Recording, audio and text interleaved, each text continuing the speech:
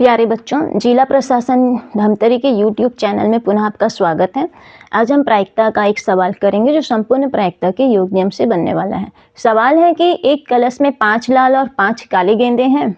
यदृच्छा एक गेंद निकाली जाती है और उसका रंग नोट करने के बाद पुनः उसी रंग के 2 गेंद उस कलश में वापस रख दी जाती है।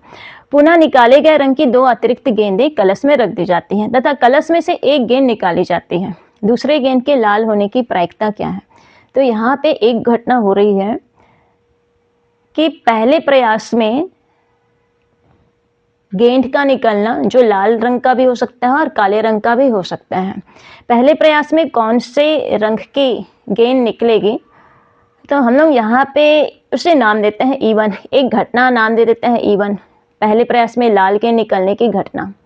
तो उसकी जो प्रायिकता होगी, टोटल गेंद तो 10 है यहाँ पे, तो 5 लाल गेंद निकलने की जो घटना होगी, यहाँ पे 5 लाल गेंदें हैं, 5 लाल गेंदें हैं। इसे इस तरह से समझते हैं, एक कलश है, उसमें रेड कलर की जो गेंद है वो 5 हैं और ब्लैक कलर की जो गेंदें हैं वो भी 5 हैं। टोटल जो गेंदें हैं वो 10 गेंदें हैं। अगर पहले प्रयास को हम घटना E1 बोलते हैं, पहले प्रयास में लाल रंग के गेंद निकलती है, उसको घटना हम E1 नाम देते हैं। तो इसकी जो प्रायिकता होगी, प्रोबेबिलिटी ऑफ E1 होगी 5/10 होगी, क्योंकि टोटल गेंद है 10 और ये है केवल 5 है। सिमिलरली प्रोबेबिलिटी ऑफ E2, यदि हम पहले प्रयास में काला गेंद निकाल लेते हैं तो उसकी जो प्रोबेबिलिटी होगी वो भी 5/10 होगी, यानी कि 1/2 ही होगी।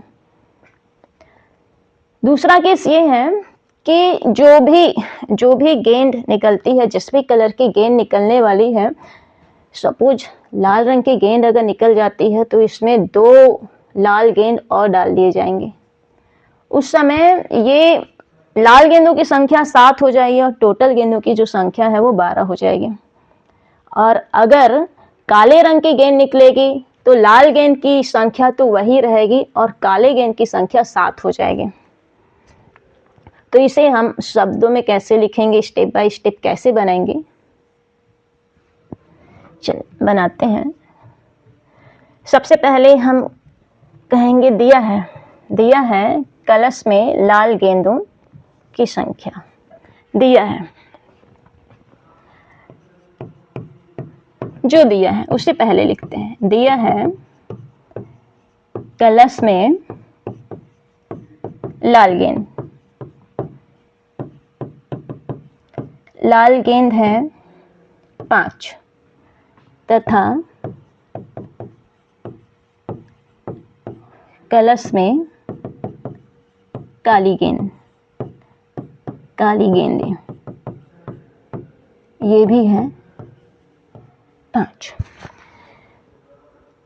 अब कलश में पहली बार जब हाथ डाला जाता है उसमें से कोई एक गेंद निकलेगी, वो लाल रंग की भी हो सकती है, काले रंग की भी हो सकती है। तो एक घटना हम नाम देते हैं E1 और बोलते हैं कि पहले प्रयास में लाल गेंद निकलने की घटना है। जब घटना होगी तो प्रायिकता भी उसके जस्ट बाद निकालेंगे। माना कि E1 एक घटना हो रही है। पहले प्रयास में लाल गेंद आ जाती है, लाल गेंद निकलने की घटना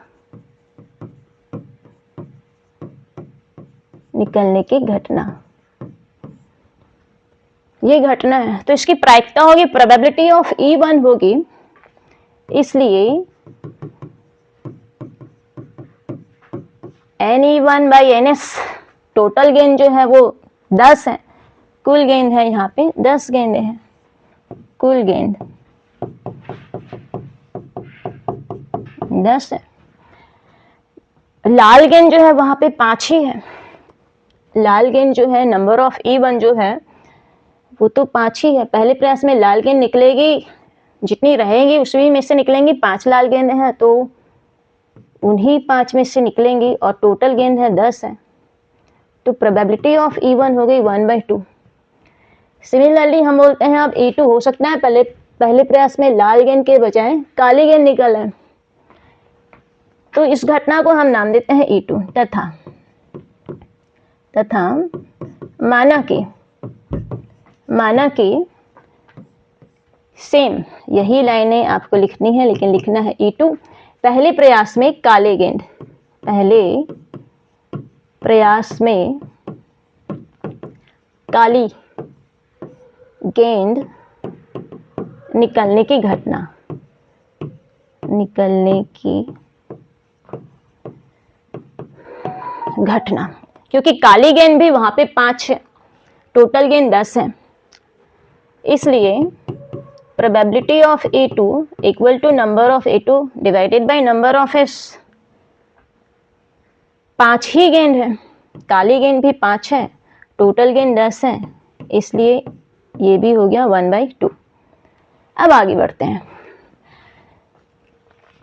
यहाँ पे हमारे 2 केस बनने वाले हैं। अगर पहले प्रयास में लाल गेंद निकल जाती है, पहले प्रयास में लाल गेंद निकल जाती है, तो इसकी प्रोबेबिलिटी क्या होगी? इसकी प्रोबेबिलिटी क्या होगी? रख दी जाती है कलश में। हाँ, 2 गेंद, अगर लाल गेंद निकलती है तो उसमें हम 2 लाल गेंद और डाल देंगे, 2 लाल गेंद और डाल देंगे, तब लाल गेंद के निकलने की प्रोबेबिलिटी क्या होगी? तो लाल गेंद आए तो उसके लिए एक घटना होगी, उसको नाम देते हैं A। अब माना कि एक नया घटना है A, लाल गेंद निकलने की घटना दूसरे प्रयास में लाल गेंद निकलेगा। ये तो बात हो गई पहले प्रयास की, पहले प्रयास, ये भी बात हुई पहले प्रयास। दूसरे प्रयास में लाल पुनः निकाले गए रंग की 2 अतिरिक्त गेंदें कलश में रखने के बाद कलश में से एक गेंद निकाली जाती है, उसके लाल होने की प्रायिकता क्या है? लाल होने की प्रायिकता क्या है? तो इसे हम नाम देते हैं, एक घटना यहाँ पे हो रही है, लाल गेंद के निकलने की घटना, लाल गेंद निकलने की घटना, निकलने की घटना।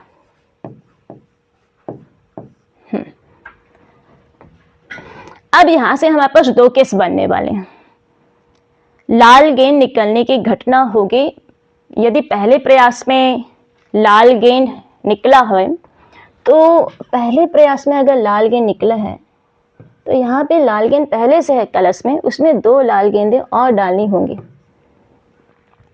5 ब्लैक पहले से है, टोटल हो गए 12 गेंदें हो गई हैं। 7 गेंदों में से एक कोई लाल गेंद हो सकता है दूसरे प्रयास में, तो इसे हम शब्दों में कैसे लिखेंगे? चलिए देखते हैं। 2 केस बनते हैं यहाँ पे, केस 1 और केस 2 करके लिखे तो ज़्यादा आपको अच्छे से क्लियर हो जाएगा। ये आप स्क्रीनशॉट ले लीजिए या फिर आप कॉपी में नोट कर सकते हैं। सेकंड पेज में हम चलते हैं। चलिए नेक्स्ट पेज।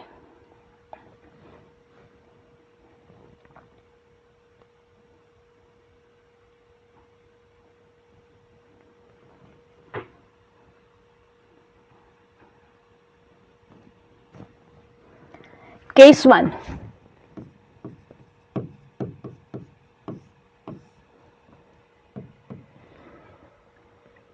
जब पहले प्रयास में लाल गेंद निकलती है, जब पहले प्रयास में लाल गेंद निकलती है,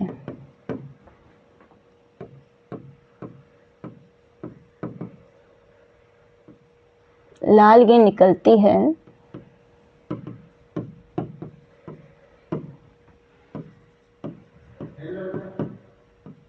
तब कलश में उसी रंग, यानी तब कलश में 2 लाल रंग की अतिरिक्त गेंदें डाल दी जाती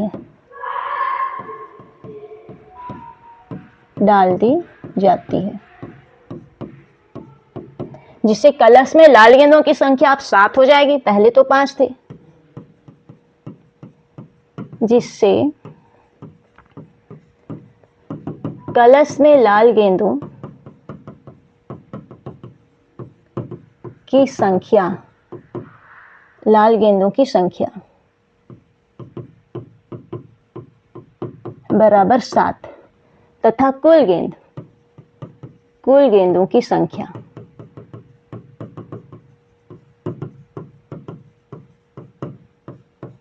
सात और 5 पहले से ब्लैक गेंदें और हैं 12, कुल गेंदों की संख्या। तो दूसरे प्रयास में लाल गेंद है, इसलिए प्रोबेबिलिटी ऑफ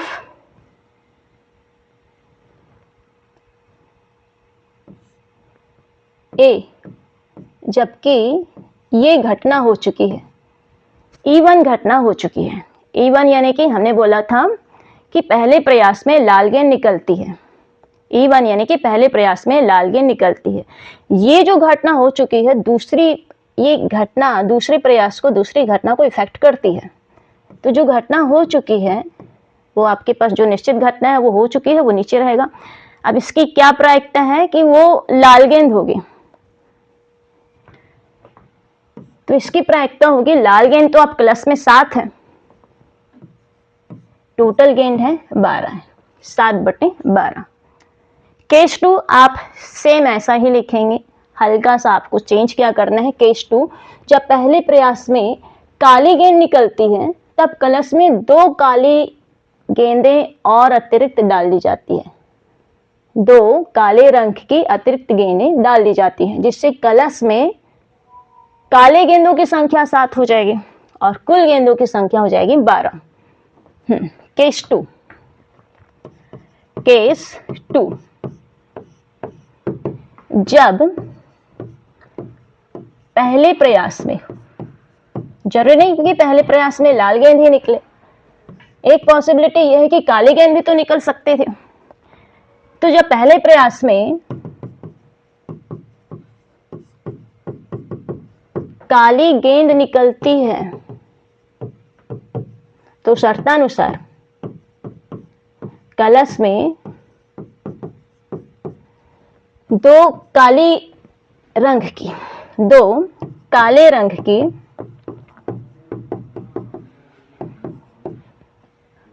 और गेंदें डाल दी जाती है,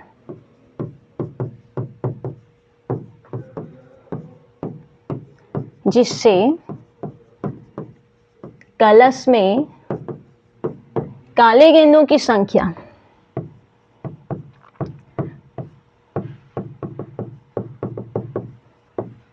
की संख्या 7 हो जाएगी, लेकिन 7 हो जाएंगी, लेकिन लाल गेंदों की संख्या वही रहेगी। लाल गेंदों की संख्या 5 बराबर 5। लाल गेंदों की बात क्यों हो रही है यहाँ पे भी? क्योंकि सवाल कह रहा है लाल गेंद आए, इसकी प्रायिकता क्या है। दूसरे प्रयास में लाल गेंद आए, इसकी प्रायिकता क्या है, ना कि वो बोल रहा है कि काले गेंद आए। तो हम यहाँ पे लाल गेंदों की, केस 2 में भी लाल गेंदों की संख्या की ही बात करेंगे। केस 2 में लाल गेंदों की संख्या वही रहेगी, काले गेंदों की संख्या बदलेगी। लाल गेंदों की संख्या 5 ही रहेगी और कुल गेंदों की संख्या 12 हो जाएगी। फिर से लिख लेते हैं, तथा कुल गेंदों की संख्या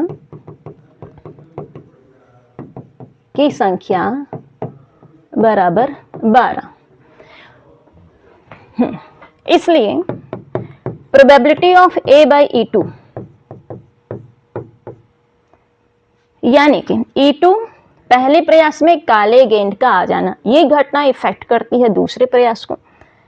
दूसरे प्रयास को क्यों इफेक्ट करती है? क्योंकि जब काली गेंद आई तो कलश में 2 काली गेंदें डाली गई, लाल गेंदों की संख्या को कोई फर्क नहीं पड़ा।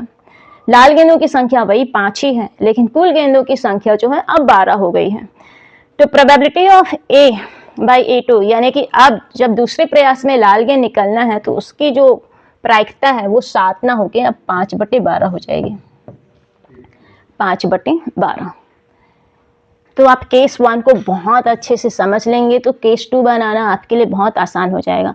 केस 1 कहते हैं जब पहले प्रयास में लाल गेंद निकलती है, प्रश्न कहता है कि जब जो भी रंग की गेंद निकलेगी उसी रंग की दो गेंदें आपको और डालनी है। अगर लाल गेंद निकल रही तो लाल गेंद डालनी है, काले गेंद निकल रही तो काले रंग की 2 गेंदें और डालनी है। उस गेंद को वापस रखना भी है जो पहले आपने निकाल रखा है। तो यहाँ पे आपका केस 1 बन गया है, केस 2 बन गया है। अब संपूर्ण प्रायिकता के नियम से हम लोग अविष्ट प्रायिकता निकालने के लिए तैयार हैं। तो ये है आपका P A/E1, P of A/E1 और P ऑफ A/E2, ये हम अभी यूज करने वाले हैं। ठीक है।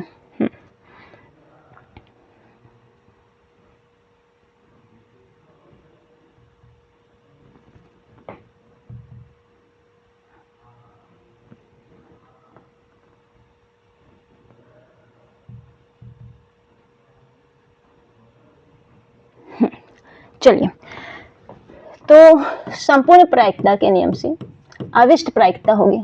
संपूर्ण प्रायिकता के नियम से अविष्ट प्रायिकता होगी। अविष्ट प्रायिकता होगी P of E1 into P of A/E1, P of E1 into P of A/E1 plus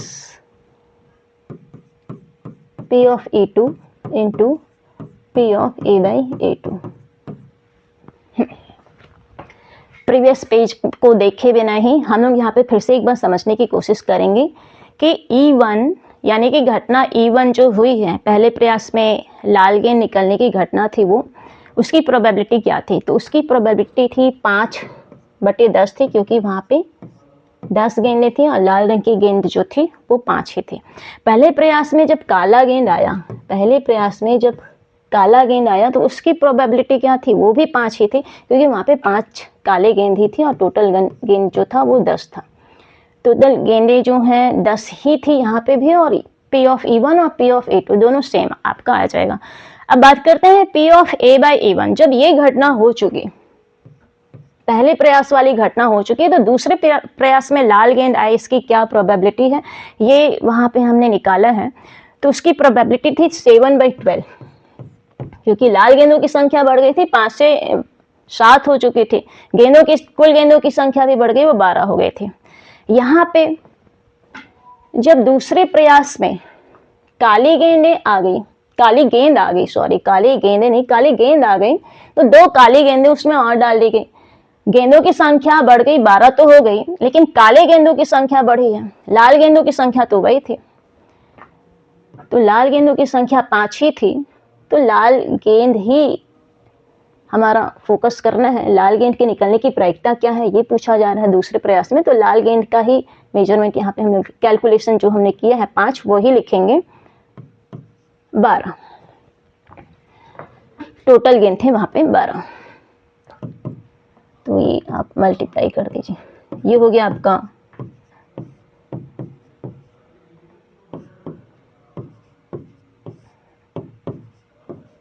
120। ठीक है,